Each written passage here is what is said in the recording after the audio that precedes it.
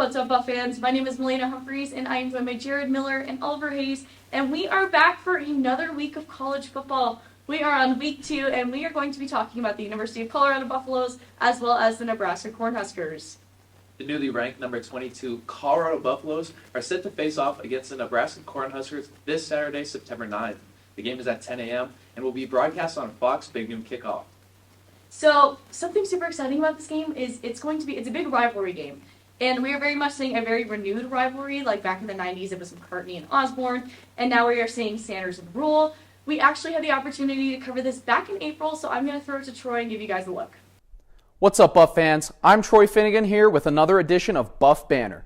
The heated rivalry between Colorado and Nebraska is set to renew this season, with the Cornhuskers coming to Folsom Field for a Week 2 tilt on September 9th. But who wants to wait over 4 more months for that? Nebraska's new head coach, Matt Rule, has started the mind games a little early. A few months ago, on an appearance on the Bussin' with the Boys podcast, Rule took an apparent shot at Coach Prime and his daily videos that he puts out, talking about how he doesn't always want cameras on or around him. However, the former Carolina Panthers head man didn't stop there.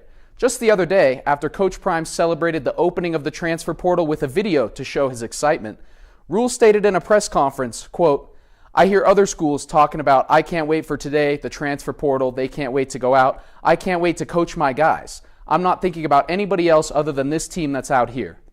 Now, I have my thoughts on this, but I think ESPN's Michael Wilbon summed it up perfectly. I make of it this sanctimonious, I'd like to use a letter, 2 letters, initials, but I won't. Okay, sanctimonious garbage. This is great. This is another Big Ten coach I can immediately start to dislike, even though this is not a Big Ten beef because Dion's not in the Big Ten. He got 17 transfers of his own. Who is he taking shots at somebody can get? You think that Matt Rule wouldn't order up a G6 to fly to the transfer portal if it was a physical place to pick up as many people in aisle 6 as he could? Please. I could go and just call it a straight up lie. I'll just manage to call it sanctimony, which is what it is. The fact is, Rule has an esteemed resume as a college football coach, but he needs the portal just as bad as anyone else. If he wants, he can try turning the Huskers around without it, but after watching Nebraska football for the last 10 years or so, I can't imagine that would go over well. I'm Troy Finnegan. Back to you guys at the desk. Thank you so much, Troy. We miss you. He was one of our seniors that graduated this past season. But this is very much history repeating itself, and we have someone actually on our panel who got to go see the game live. Jared, can you take us through their last meeting? Yeah, so those seniors you just mentioned that graduated back in May were the same freshmen stepping foot into Folsom Field for the first game of their college careers. It was a 2019 matchup where Colorado would have a 24-point comeback in the fourth quarter and end up winning in overtime 34-31. It was a crazy game. We saw a flea flicker from Colorado's own end zone that went for 96 yards. Mel Tucker was in his first and only season as a Buff head coach. Steven Montez was still playing on the team. And Laviska Shenault was still not drafted into the NFL yet.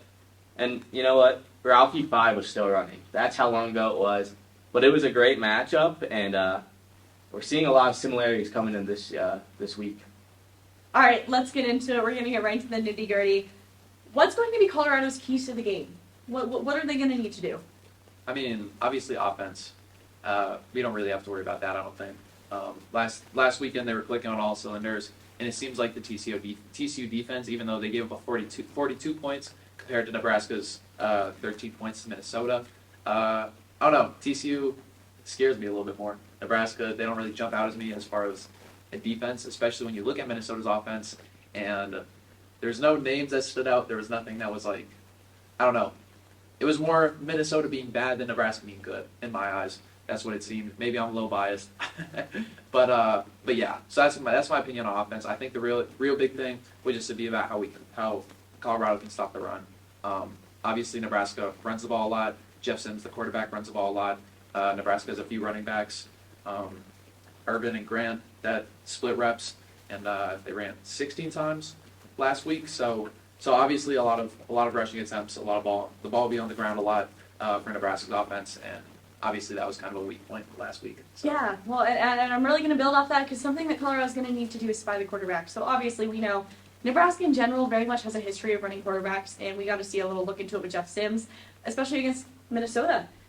He had the most rushing yards on the entire team, and that was 91 yards. The next closest player was Gabe Urban Jr., and he had only 55. But with that being said, Colorado's is going to have to put him in a very uncomfortable position. So they're going to have to make him want to pass the ball. They're going to make him have to pass the ball. And with that being said, they can put up a 4-man front, and putting up that 4-man front, they're going to be able to cover those gaps so that he's not going to have somewhere to run through. So I think if Colorado's going to be able to put up that 4-man front and cover those gaps, he's not going to have any place to run. He's going to be forced to throw the ball. And when he threw the ball, he threw 3 picks, 3 interceptions. And, we've seen what Travis Hunter could do. So I think that's going to be a really big deal if we can force him into that uncomfortable position again. Yeah, I think the biggest key to this game for Colorado is their defensive line. Obviously, the rushing game did tear them apart a little bit last week. Amani Bailey had a couple big runs, and Trey Sanders kind of dominated at the goal line. But I think if you can, and I guess Colorado's defensive line, no pressure on the quarterback really, no sacks. They did have some big rushes at the end to cause Chandler Morris to throw the ball away, and a short gain on 4th down that ended up winning the game. But that defensive line probably needs to be a little more dominant against this Nebraska team in order to make a big difference on Jeff Sims.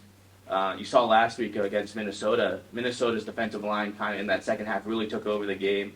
They were tripping him up before he could leave the pocket, sacking him, and that's what really changed the game. Their offense wasn't playing the best, but the defense kind of kept them in it and contained Jeff Sims in that second half.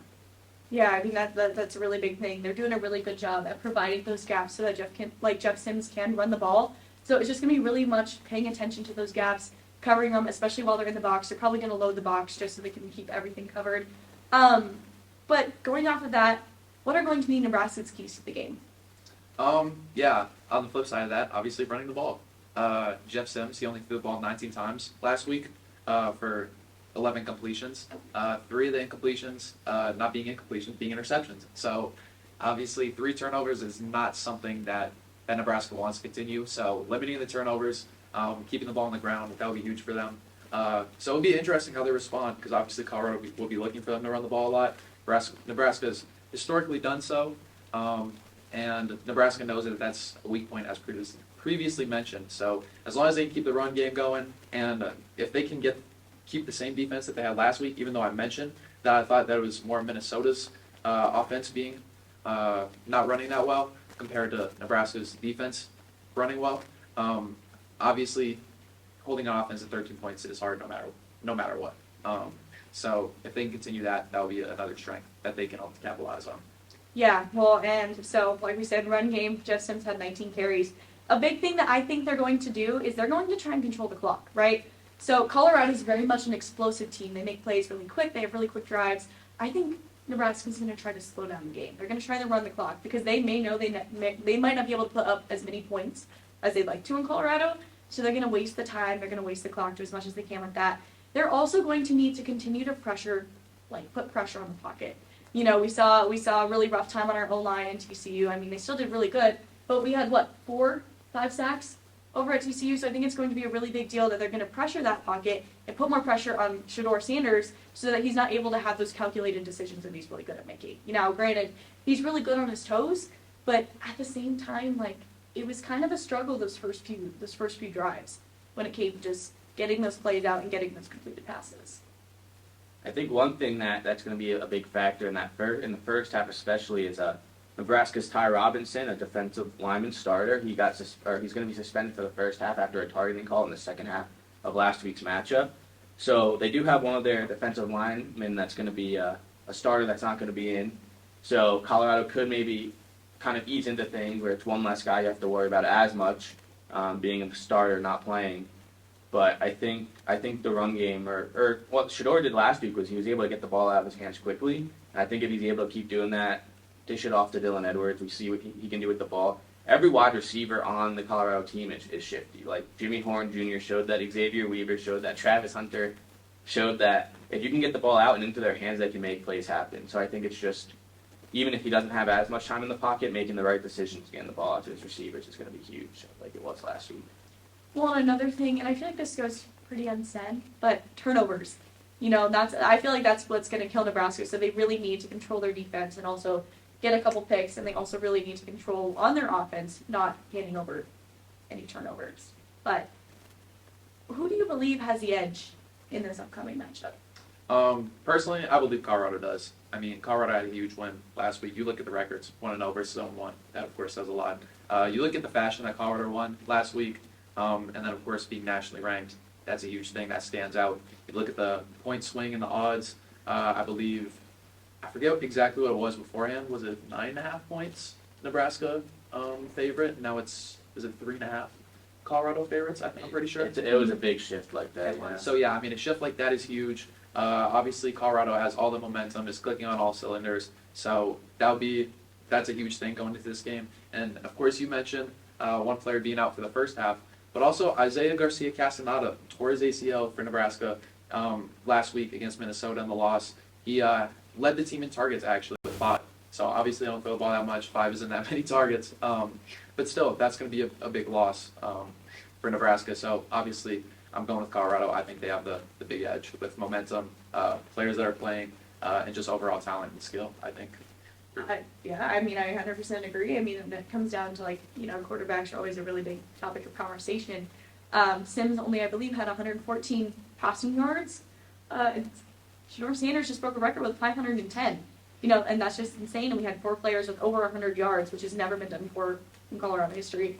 So that's super exciting. But, building off of everything you said and just adding those extra stats, I'm going to have to agree. I do think Colorado has the edge. Yeah, I mean, you mentioned 114 yards for Jeff Sims. You were correct with that.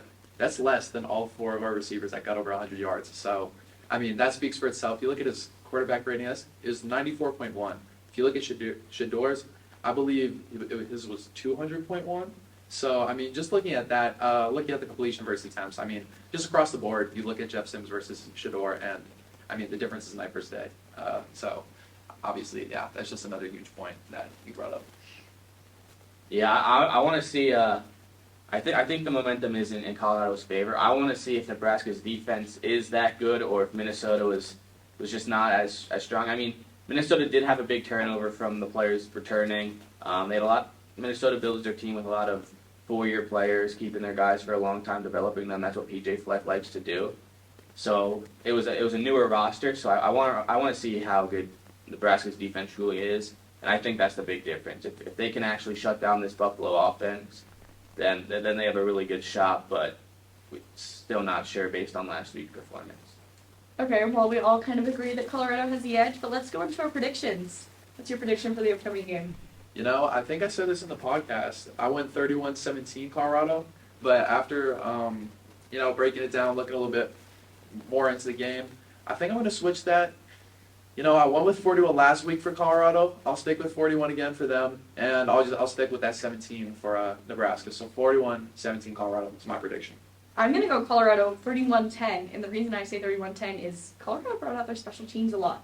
Now, if that Big Ten defense that Matt Rule likes to talk about can really put up their front and hold Colorado back, they're going to have to pull out the special teams. And we saw that 49-yard field goal by Jace Feely back in TCU, so we may be seeing something like that again this weekend. We have no idea, but I'm going to go Colorado 31-10. All right. I was talking about before we went live or started recording. I was like, I don't know. I think 34-17 was what I said, and I think that's what I'm going to go. 34-17 Colorado. Well, at least we're all in favor. We're all in agreement on Colorado. Make sure you tune in as the number 22 Colorado Buffaloes take on the Nebraska Huskers at 10 a.m. Mountain Standard Time inside Folsom Field. Folsom Field is also celebrating its 100th year anniversary. You can catch live coverage at Fox's Big Noon Kickoff or live coverage from Kickoff Sports, as we will have some media members down there. For Kickoff Sports, Malaina Humphreys, Jared Miller, Oliver Hayes.